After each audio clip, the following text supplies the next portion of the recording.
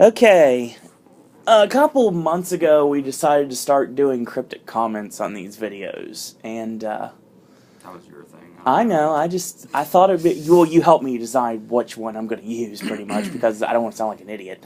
So I came up with a cryptic comment of Vigilante. Vigilante, of course, is replacing Headlock, which actually is the cryptic comment for next week's video. That's official now. Vigilante, well, I said this to a couple of people to ask what comes to their mind, and the immediate version was Batman. No one mentions the Crow. They just mention Batman. They're like, Batman versus what? And then I tell them, and they're like, that's a really good idea. So this is what happens. I actually had this conversation. I had this conversation with TJ, actually.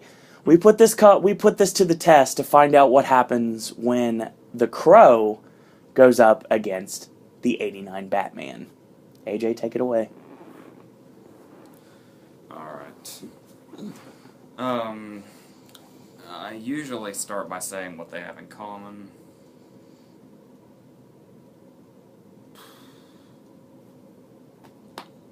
It's one of those things where you can't really explain what they have in common. You just look at them and you know.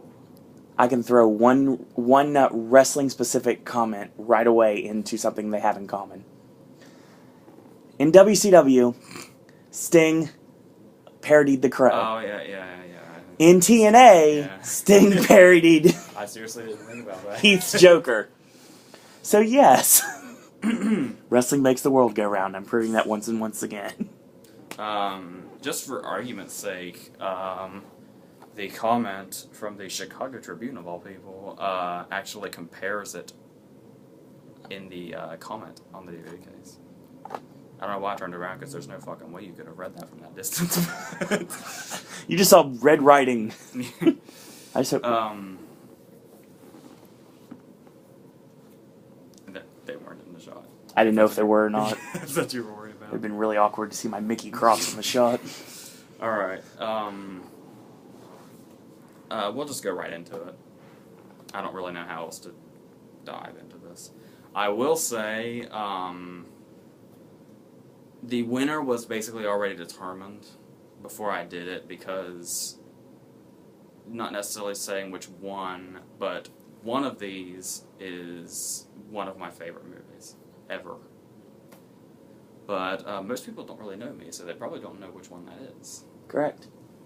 So,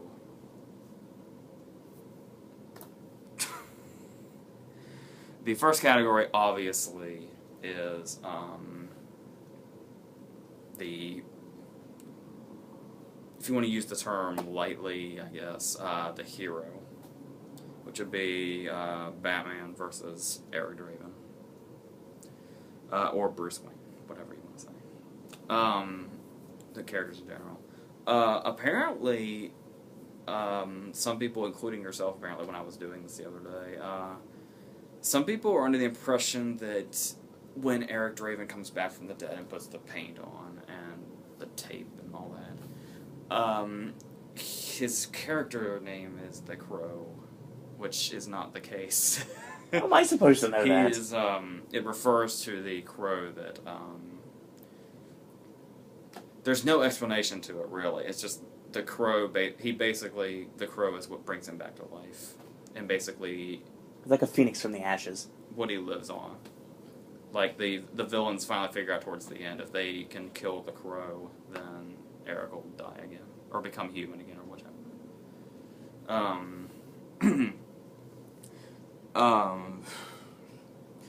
Eric doesn't get too much of a backstory. The only thing we know is that he is, like, a musician.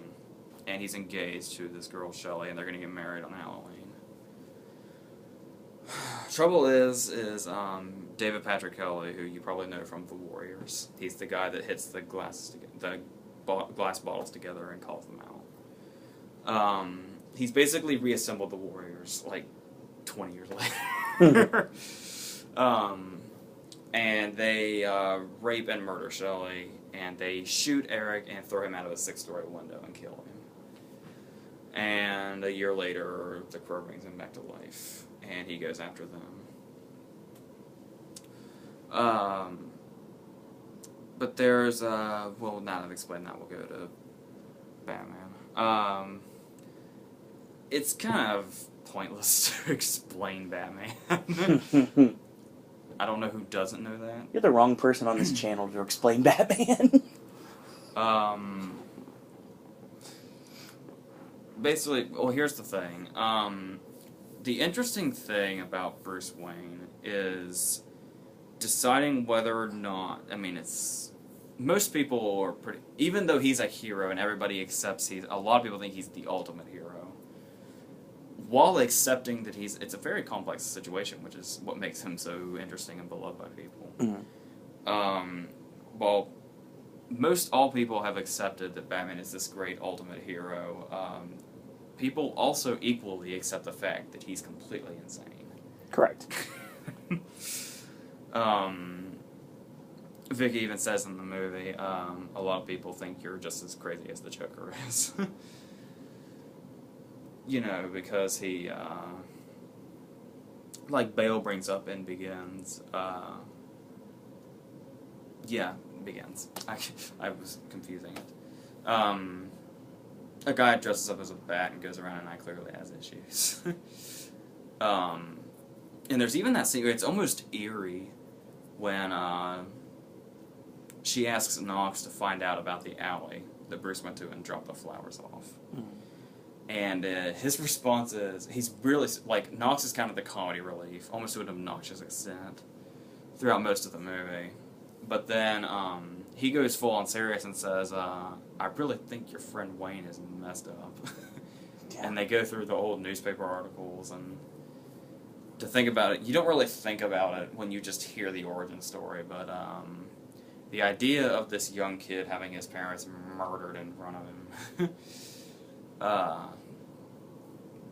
it's very, it's done a lot darker and I'm throwing a lot of begins in here for some reason.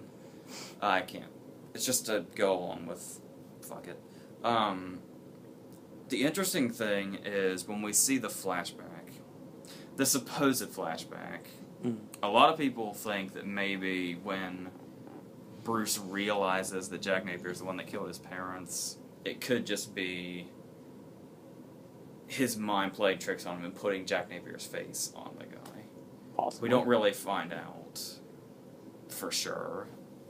I mean, at the end, the Joker kind of somewhat confirms it, if you want to argue that, but given the situation, it could go either way. Because in the comics, the Joker is not the person, or Jack Napier's not the person, it's just some punk guy named Joe Chill. A lot of people actually think it's totally ridiculous that the Burton movie decided to go with the fact that the Joker did it thing. But regardless, that also goes into his psyche a little bit. If you want to believe the fact that Jack Napier didn't kill the Waynes, but Bruce is just so intent on revenge for what happened to them that he's pretty much going to put the face of all his enemies from now on the face of that guy. Mm-hmm. Even though only one movie covers that in the 4, but regardless. Like when I first started to comprehend Batman, I saw it a lot as a kid, but when I actually started to be able to comprehend movies and I saw Batman Forever, and we see the flashback again, I was actually almost under the impression Bruce was going to convince himself that Harvey Dent killed him. Yeah.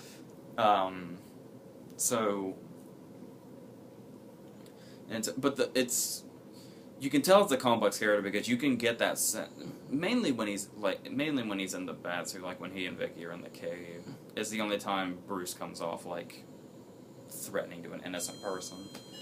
Because when he's Bruce, he's very suave and sophisticated. Yeah, and charming and all that. But the trouble is dealing with somebody that's supposedly psychotic, because they go around and unlike what Nolan did, Burton's Batman's not afraid to kill people. No.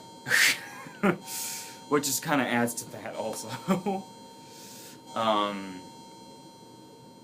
So, yeah. It's a very complex situation. Do you want to compare Michael Keaton to Brandon Lee? Yeah, probably. Like I said, we don't know much about Eric going into the movie. we know we mostly get a vibe from him throughout the movie. Okay. Eric is equally interesting though, because there are two different kinds of Eric. When we see him in his when he was alive, he was like this. He was just like nice to everybody. Like even when Ernie Hudson's going through his file, he calls him her nice guy boyfriend. Was murdered that night also. But the thing is what this has done to him, and the way he can go back and forth depending on who he's with, who he's like associating with. Mm-hmm. Because there's the little girl that he was friends with, that he was nice to, and he's got that calm, gentle voice with her, and he's got the calm, gentle voice with Ernie Hudson. He actually goes into Ernie Hudson's apartment and like just sits around, which is weird to do with a dead person, but yeah. Ernie Hudson does acknowledge that. So, but then you have the Eric that is confronting the people that killed him and Shelley, and he is this vicious murderer that has no remorse for anything. He, Tintin, for instance. Tintin is one of the guys in David Patrick Kelly's group. David Patrick Kelly's name is T-Bird, which is what I'm going to call him from now on because his name is too long to say all the time. And his specialty is basically knives. So there's this great scene where Eric traps him in an alley, and he throws a knife at him, and Eric catches it and throws it back at him, and it sticks in his shoulder and pins it to the wall. And the scene ends with Eric taking it out and then swinging it down. And we assume he stabbed him and killed him, because that's part of the revenge, is to kill these four guys. Of course. They don't get let on to Top Dollar till later, but we see Tintin's body later when it's being carried off, and there's like 6 knives sticking out of it. Jeez. And somebody makes a reference later that he basically treated him like a voodoo doll. Wow. And then there's the scene with Fun Boy, who is the drug addict that corrupts the girl's mom, basically. He's the one that started the rape, too. He's addicted to drugs, obviously, like the needle and shit like that, morphine. Mm-hmm. When they find Fun Boy, he has a shitload of needles stuck into his chest, and he's got blood on his chest in the shape of the crow symbol. And according to the cops, he died by choking on his own blood. Wow. And just to imagine that these two are the same person, it's just a matter of who brings out what in him. Because he's this really, even like in general, he's the really gentle soul. It's only the revenge for Shelley and himself that brings this out in him. Like once all this carnage is over, he's obviously he goes back to the grave and he's there. And everything's back to normal, and it's like that's another complexity thing, but it makes you. So it does kind of makes you wonder what more Eric was like when he was alive, which we really don't get any idea of, because the only time we see him alive is in flashbacks when he's with Shelley, and of course they're obviously being romantic all the time. So, but then again, there's also the girl. What's her name now? Micah? No, the little girl. Darla? I'm looking at names here. I want to say Sarah. Sarah. Okay. The fact that he befriended Sarah might show his personality when he was alive. Because her mom, who is Darla, Anna Thompson, who is great in this movie, by the way, I'll get to that later. She's basically, her mom's a drug addict, and she works at a bar, and she's just really trashy and neglectful and stuff like that. And Eric and Shelley basically took her in. So basically you get it's very interesting to think about this very good soul inside this person becoming what he is when he comes back from the dead. But it's great that they don't make him the full-on monster. Like, he's still Eric, and the vengefulness only comes when people who need vengeance taken out on them are present. So,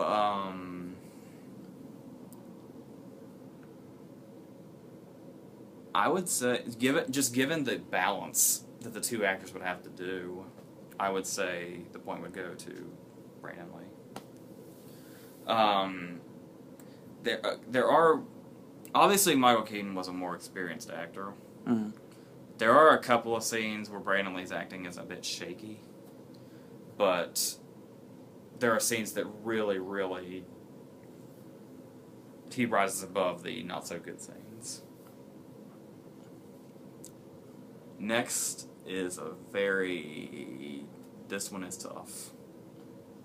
You might think one totally weighs in one direction, but a lot of people aren't familiar with Top Dollar. I'm of course talking about the better villain.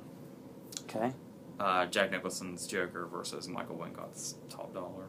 I will say, by the way, on top of Tony Todd's character and Micah, Top Dollar is the main villain, and he's never referred to by his name.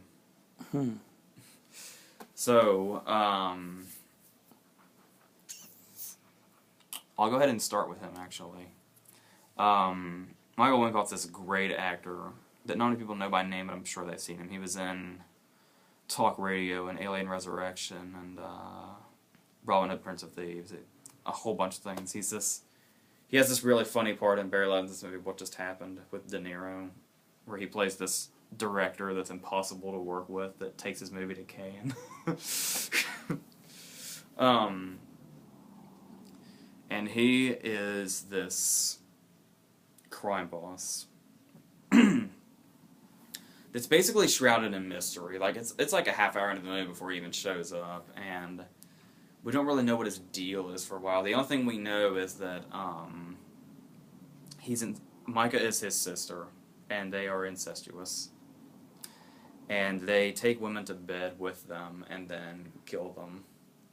His opening scene, he's in bed with Micah, and there's this naked woman in the bed. And Micah says, "I like her eyes." And then she has this knife that she's bringing down to the dead woman's eye. And Tom Miller's just kind of watching this happen like it's a normal thing. He has a lot of great... He's not in the movie very much, but every single scene he's in, he makes an impression.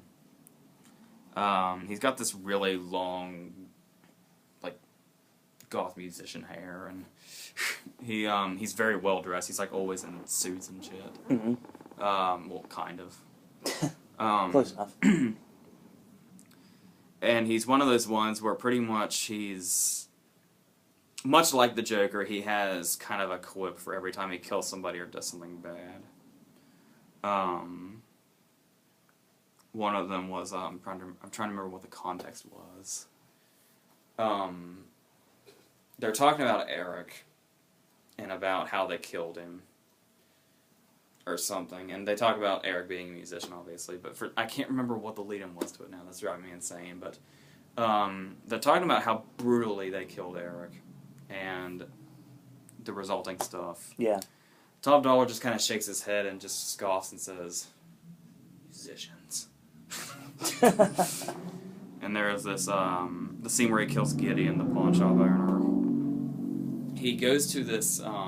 He goes across the road. We think he's harmless. He's just this dude with long hair. And he's doing cocaine. But we don't really think he's threatening. But then, after he's interrogated Gideon about his run-in with Eric, he goes over to these doors. It kind of looks like giant freezer doors or something. But he opens it, and it's this wide range of, like, samurai swords. And he takes one out, and he sticks it completely through Gideon's throat. And while he's, like, dying, he says, "For God's sake, die, will you?" And he goes over to Tony Todd and he says, "Give me that." And he takes his gun, and he shoots Gideon dead. So he's shot Gideon to death while having a sword stuck through his throat. He just casually goes back to Tony Todd, hands the gun back, and just goes, "Thanks." And just goes on about the rest of what he was doing. Nice. Going back to the cocaine thing, there's a great moment where they're talking about Tintin's death. And they're saying how tragic it is, and he says, well, I think we all should have a moment of silence for poor Tintin. And then right at that moment, he takes a giant line of cocaine. He has a Jack line.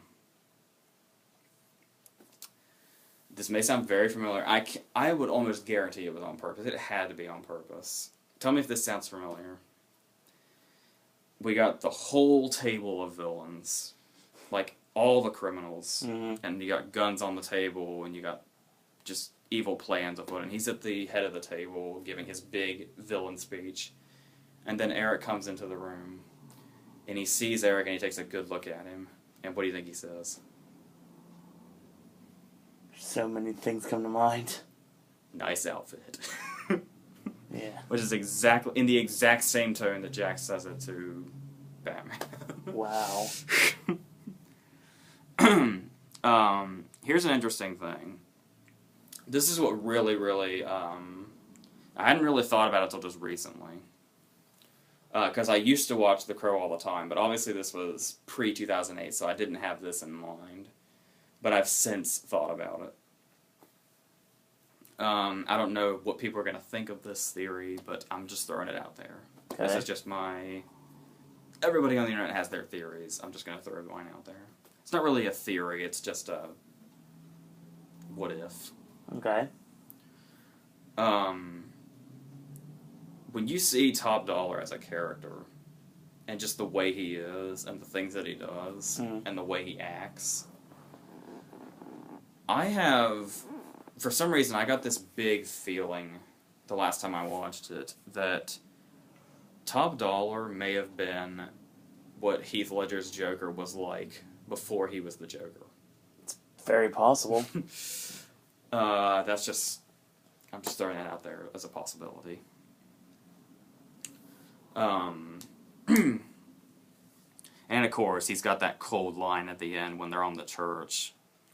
And he's basically telling Eric that he's the one that had them. He's the one that had their apartment raided. He's the one that had them killed and raped, basically.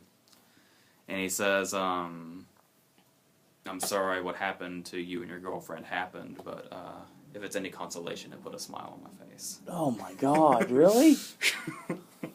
Well, if it makes you feel better, those were more or less his last words, but we'll get to that later. Yes, we will.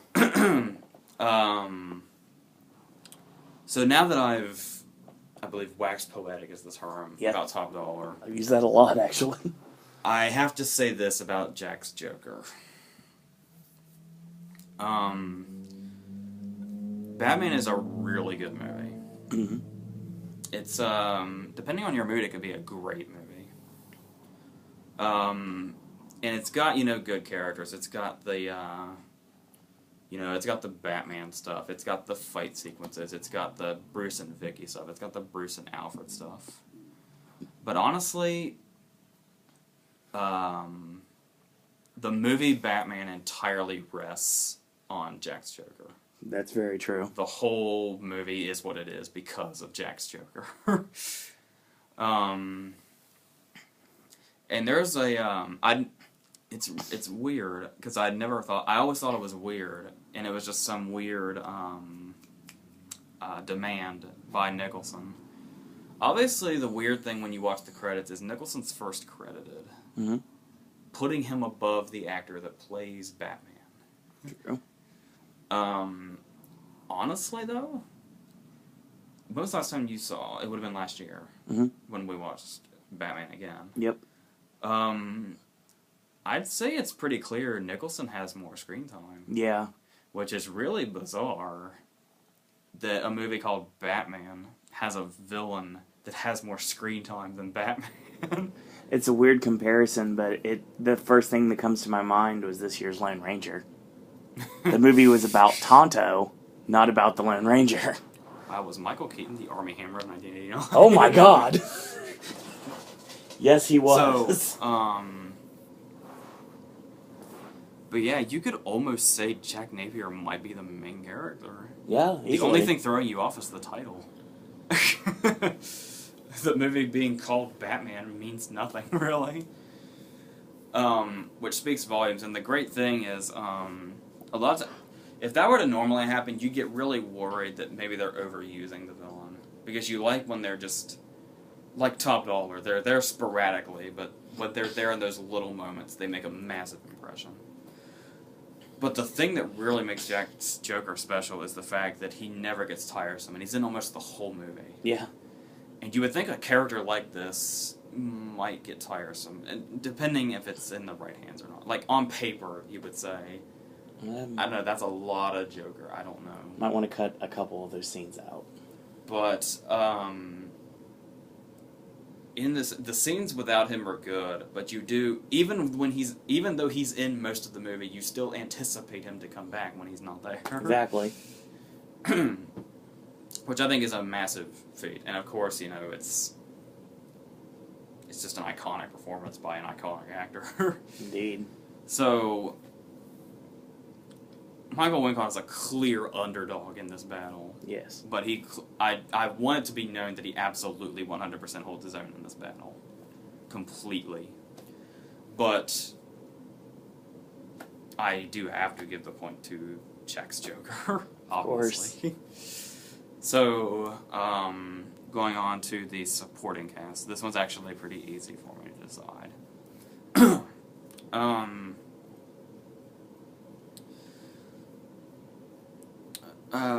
We'll start with the Crow. We have Sarah, obviously, who's that girl, and we have Darla, her mom. This is like its own story that kind of goes off to the side, but it's still, it doesn't feel like it's going off the track. It's all in the same area. And it's this heartwarming story that actually comes to like a close because after because Darla's with Fun Boy doing drugs when Eric kills him, and that basically meant he actually uses whatever unexplained magic the Crow gave him, but she's injected herself with morphine, and he actually makes the morphine come back out of the holes in her arm. Nice. And tells her to go home. And then there's this really nice scene of her, like, trying to cook breakfast and be a mom, and Sarah's, you know, just being, what's the word? Motherly? Standoffish or something. I know what word I was looking for there, sorry. She's, because she's used to being neglected, she thinks this is just some bullshit to make up for what all she's done. But then, you know, there's that sad moment where she starts to say, I was never good at this mom thing anyway, and then Sarah, you know, wants to grasp this moment as much as he can. So she stops being standoffish and, you know, says, please cook as much breakfast as you want and all that. And that's just this tiny story within the whole picture that comes to this nice arc. And it's main, like I said, Anna Thompson, she goes by a different name now, but Bovine. Yeah. Anna Thompson was great in this movie. And she has like little sporadic parts in random movies, you know, but she just kind of comes and goes. Bad Boys would be one of those movies. Something wild. But that's great. And then there's, like I said, there's David Patrick Kelly and his group. It's T-Bird, Fun Boys, Skank, I think. Yep, Angel David. And Tintin. And Skank is kind of the comedy relief. He's this. Well, here's the thing: the Crow uses a lot of comedy, and it doesn't really work. Like, it's not really that funny all the time. But in such a dark atmosphere, like, this movie is really dark. Even if the comedy's not funny, you appreciate it being there because of everything else that's going on. It would be way too overwhelming. It's nice to have, even if it's, you know, seems cheesy and schmaltzy, I guess, in some cases. It's nice for it to be in there because it's like there's this moment where I laugh every time I see him. It would have been great if it didn't go acknowledged, but the way it's acknowledged is kind of funny too. We're in Ernie Hudson's apartment and he thinks he's alone, and he's wearing a t-shirt, his boxer shorts, and his police hat. It's just, every time I see it, I just laugh. And then, of course, you know, Eric has this ghastly appearance. He's come back from the dead, and he's wrapped in tape and old clothes, and he's got his face painted pale white, and he's got the black lipstick, and he just looks at Ernie Hudson with the most innocent look and says, "You still have your hat on." And he takes it off in embarrassment. Regardless, Skank is basically the main comic relief. And he is, pretty much everything he says is just fast, babbling incoherence, because he's just so hooked on any kind of drug he can find, basically. He's tweaking 24/7. Yes. There's this great scene where Eric has just killed T-Bird in this massive explosion. So Skank goes back to tell Top Dollar about it, and he's trying to tell him and Tony Todd about it, and he's freaking out, and he's just saying this and this, and he's actually like playing out the scene, and then he's and Top Dollar just kind of looks at Tony Todd and says, "You know, I'm thinking we should just videotape this and play it back in slow motion." Tony Todd's name is Grand, by the way, which isn't never said. And he's a great character because he's like, it's like you said, you were asking me if Top Dollar had a Bob. Yes. Like Jack does. Grange is basically his Bob, only, the interesting thing that Tony Todd does is, with this part, is he doesn't directly threaten people, but just his presence is imposing, and he's like the perfect bodyguard. I agree. Because he only has a weapon in the movie like once, and that's for the ending shootout, and the time where he hands it to him to kill Gideon with. But no, just him being there. Just whatever. I don't know what it is about Tony Todd, but just something about his presence in general is very intimidating. Agreed. Especially this character. Like I said, you can think back to the Candyman, or even the morgue attendant in the Final Destination movies. Yes. Or, well, yeah. I was going somewhere, but I forgot what it was now. But no, all he does in this movie is wear a suit and glasses. He looks like a Giancarlo Esposito, actually. And that's all he does. He just stands there while Top Dollar does his thing. And he's just, I don't know. Am I missing anybody? The only names you did not mention are Mickey and Torres. Torres is basically the cop that keeps, he demoted Ernie Hudson for, looking too far into Shelley's murder. Because he knew them, basically. And, I don't remember who the other guy is. Mickey. I know, don't come to me. So yeah, this is filled with great supporting characters.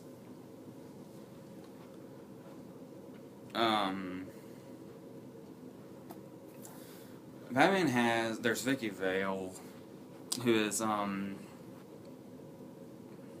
every now and then she fights back when she has to, like, she can be confrontational to the Joker, and Like she throws the water in his face. but for the most part, and she's confrontational to Bruce also. Yeah. She feels like he's lying. Which, you know, is out of character for the normal damsel in distress, which is nice. But for the most part, she's a damsel in distress. Mm-hmm. There's a lot more damsel in distress than there is Vicky fighting back, yes. no matter who it is. But, you know, the character's likable enough. She's not, like, unbearable, despite the fact that she spends half her screen time screaming. Yes.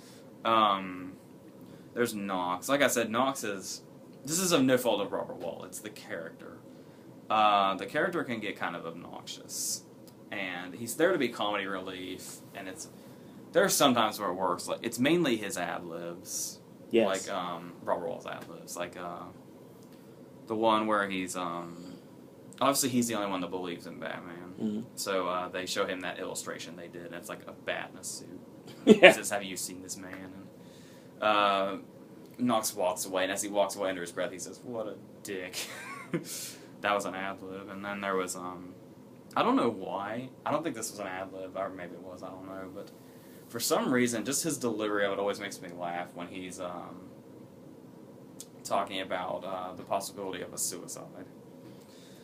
And then he gets hung up on. And the way he just says, "Hello," and then he looks at Vicky with this genuinely shocked look and just says, "He hung up." I'm a big Robert Wuhl fan because of Arliss. Arliss is an awesome TV show that most people completely skipped out on. Don't forget his tour de force in Good Burger as the construction worker. Absolutely. He was also good in that Tales from the Crypt episode with Joey Pants about the magician. But there was I got sidetracked. We were talking about Robert Wuhl's filmography. Not a problem with that. We're going into supporting cast and Batman. Oh yes, what I was saying was there was actually in the original script there was actually the thing in the movie is Vicky has it for Bruce and Knox is just kind of off to the side. Yep. Apparently in the original script this was like a full-on love triangle. Yep. Which is it's probably a good thing they toned that down. Yes. But regardless, I think the movie might still have just a little too much Knox, just the tiniest bit. I don't know. There's Jack Palance makes an impression. He's only got 2 scenes, but he Jack Palances those scenes up. Yeah. Everybody loves Bob. Yes. If I remember correctly, Bob even got his own action figure. I had it actually. It came with a removable hat. It really did because I took his hat off every once in a while. It was fun. He's Tracy Walter, another person who should have been something wild. That's interesting. He's like a really good friend of Jack Nicholson in real life, so it's even mentioned here. The too. Joker Bob dynamic was always going to be there. Like I said, he doesn't do much, but everybody loves Bob. Everyone does love Bob. There's Alfred. Alfred pretty much does the Alfred thing. He's there to be the loyal butler, but then every now and then have he has the heartwarming scene where he talks about Bruce's childhood and all that. But regardless, I think it's pretty clear the Crow just has much better supporting characters, and they're a lot more fleshed out. And like I said, they even have their own stories going on. So that point goes there. You completely glossed over Billy D. Williams and. Yeah, Harvey Dent. Tell me what Harvey Dent does in Batman. Nothing. We have enough in this city to worry about besides ghosts and goblins. Thank you, Lando. Oh yeah, Pat Engle's Commissioner Gordon. He's whatever. He's good. He's Commissioner Gordon. Jerry Hall is Alicia. Alicia. You said you could watch me. You said I could watch you improve the paintings. She's kind of like a prototype for Harley Quinn, but not quite. It's kind of like it's not there yet, but you see it's going to progress and it's going to eventually end up. Until she threw herself out of the window. Yeah. She can't make an omelet without breaking some eggs. Very nice. Alright, next we're going to do directors, which was a suggestion from you. Yes. Alex Proyas and Burton, obviously. I love Alex Proyas. His movies are... He's all over the place. I don't know what he does, but he's awesome. He's responsible for Dark City and Knowing and... iRobot. Yeah, which is interesting. Kind of an interesting one to run in there. But notice all these movies are very good. Yeah. They're great. He was actually... I might be making a mistake here, but I'm pretty... No, never mind. No? I want to say, coincidentally enough, I think at one point Proyas had the Batman Year One project. I believe that's correct. Which it's long gone now, but back when it was like in, a thought process. I was reading about Year One a little bit ago. Yeah, Aronofsky had it at one point. Yep. This one's pretty easy. I'll get through it fast because we're getting late in the video. We're almost 40 minutes in. This one's pretty simple. Alex Proyas has this great vision in every movie he does. Great. And he has this just generally unsettling dark tone that he manages to create through the whole movie. Like there's this, I don't know what it is, there's this one shot that I just fucking love, and it only lasts for like a second, I don't know why. It's, Top Dollar and Micah and Grange are all in the car, and they're driving, and they're on a bridge. And it looks like it's snowing, but it's not. But it's like lights or something. But it only lasted for a second, but just this one shot was just great to me for some reason. I can't get enough of it. The Crow has this genuine feeling about it. Batman is a Burton movie all over. Yeah. There's a lot of movies that have the Burton feel. Like, when you watch Batman, you think Burton. But The Crow has its own whole feel. Correct. That withstands the whole movie. Sustains the whole movie. And it just... I said, this is not just... Maybe not just even these movies, really, but... I mean, Burton has had, moments of absolute greatness, like Edward Scissorhands and Ed Wood. But, Proyas just... I just can't say enough great things about him. So I'm going to give that point to The Crow. The fifth... We're on the fifth now, right? Yes, we have 2 left. The fifth category would be...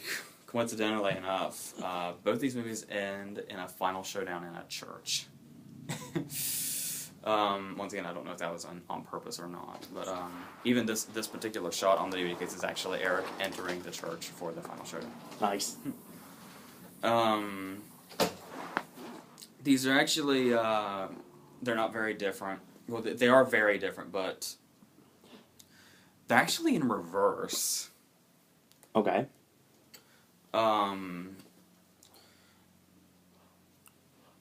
They both start at the bottom of the church, and they both end at the top. Correct. On the roof. But the thing is the journey up there. With Batman, there's a big action scene on the way up to the roof of the church. Correct. And then once they're up to the roof of the church, there's not really action. It's just the stuff that happens. It's kind of the reverse effect for The Crow. When they're on their way up to the roof, nothing's really happened. There's a shootout in the main, whatever that's called. But then when they're on their way up to the roof, nothing's really going on. But then when they're on the roof is when the big action scene happens. Mm-hmm. Which is great because it gives you a lot more of that, the final showdown you look for in a hero and a villain. I mean, yeah, obviously we get to see Batman beat the shit out of the Joker, but... Yeah.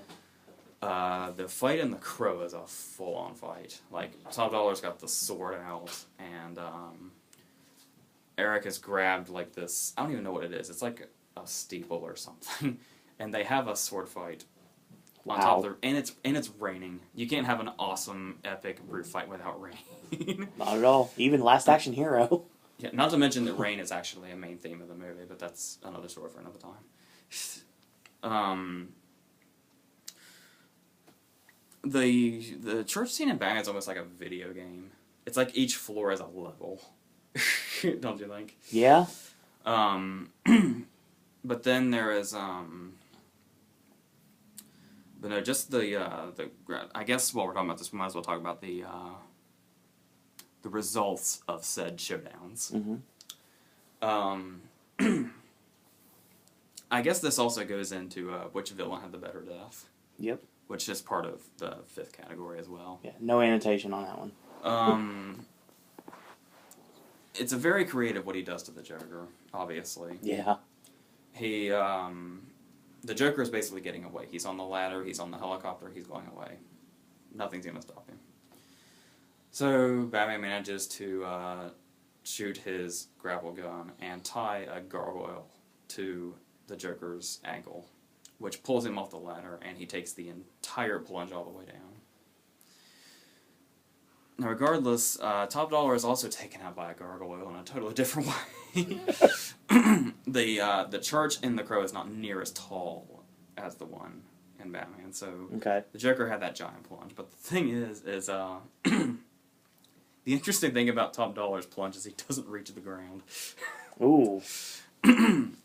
It's this great shot. It's pretty disgusting, but it's, he had it coming. Eric learns that he can touch people, and he can either experience what they've experienced, or they can experience what he's experienced, or something like that. Okay. The science of it is never really gone into, but okay. After Shelley was raped and stabbed and shot and whatever, she was in the hospital for 30 hours before she died. And she was in pain the whole time. So what he does is, after Top Dollar says that you put a smile on my face line, Eric says, I've got something I have to give you. And he grabs Top Dollar by the face, and basically what it comes down to is Shelley's 30 hours of pain, Top Dollar is feeling all at one time. Ooh. And then basically after that he throws him off the roof of the church. And there's this gargoyle that's got like horns, and it's got a fountain that comes out of its mouth. Ooh. Well, Top Dollar hits that gargoyle on the way down, and he is impaled through the chest, and he is impaled through the back of his head, out his mouth, and the fountain coming out of the gargoyle's mouth runs red. That's awesome. That's Porteous right there for you. I'll say it just for the sake of how weird it is. That is one epic church showdown. I gotta give that point to the Crow. The last one was another suggestion by you, because I couldn't come up with a fifth category, is which one has the better backstory. Which I already covered in the first category, actually. Kind of. Batman has this whole thing about, basically the murder of his parents turning him psychotic after it happened in front of him. What happened to Eric and Shelley is horrible. And it shows, obviously makes him go from the gentle soul that he is to the murdering machine that he is, back to the gentle soul and so on. Okay. But the backstory in the Crow is actually pretty basic. It doesn't really... Bruce experienced it as a child, so he's actually grown up with it and has been able to progress with age. Yeah. Whereas there's not really... They don't really do a whole lot with the backstory in the Crow. It pretty much is what it is, basically. Mm-hmm. And there's not really a whole lot to build on with it. But nevertheless, the Crow is the Crow, and Batman has this whole thing going on. But yes. Since it's the category, I'll go ahead and give that point to Batman. Which makes the Crow victorious by 2 points. Yeah. And yeah, so now that you figured that out, The Crow has always been one of my favorite movies ever. So Batman was never going to win, but but Batman is great. It goes back to the very first verses we ever did. The Wizard of Oz was never going to lose to Oz the Great and Powerful. Yeah. But it was basically done to prove that it's a lot more of a close battle than you would think it would be. And this way I thought it was reversed, but that's... Yeah, yeah. Yes. That's The Cosmo Kramer. Yeah. In you right now. But we will say right now it's really interesting because these both are headed for extreme reboots. The Crow franchise is going to be taken over by Luke Evans. Yeah. That was announced in May of this year. For a long time it was going to be Bradley Cooper, but then that fell through. And there was going to be Tom Hiddleston, and then it was going to get Alexander Skarsgård. Hiddleston would have been awesome. They were all options, and then Skarsgård was the last one that got himself out of it. And then they announced on the beginning of May that Luke Evans was taking over. Yeah, for the record, The Crow has a lot of straight-to-video sequels. I saw City of Angels. I don't remember anything about it. I didn't even bother to see the others. But and obviously my boy Affleck is taking the Bat reins. So, yeah, they're both going to be a completely different vision coming very soon. And this versus has nothing to do with those coming out on the horizon. It's just the fact that we wanted to put these two together. So, next week's going to be really interesting. We actually know what it is this time. Yeah, next week, like I said, Cryptic Comet is Headlock. And if you think about it too much, you're probably going to overthink it, and you're probably going to be wrong. So, that's the best way to put it. So, any parting comments for fans of Batman that wonder why the Crow won? Oh, well. That's all you're going to say is, oh, well. I think I made my case. This video is, 45 minutes long? Yeah. 50. Either way, Batman is an enjoyable ride. It's a very good movie. It's got a lot of great performances in it, a lot of iconic performances in it. But like with Toy Story 3 versus The Brave Little Toaster. Oh yeah, another category you suggested that I ultimately didn't do was soundtracks. Yeah. I didn't even bother to ask you. The Crow has like this iconic '90s soundtrack. Yes. Would I have been comparing this iconic '90s soundtrack to Danny Elfman or Prince? You know, there is actually a case for both of those. But Ben's the one that does music on this channel, so maybe he'll do it somewhere down the road. I can get him. Maybe I might be able to get him to do that. So who knows? Maybe there'll be a part 2 of this with Ben talking about soundtracks. So until next week, AJ, parting words.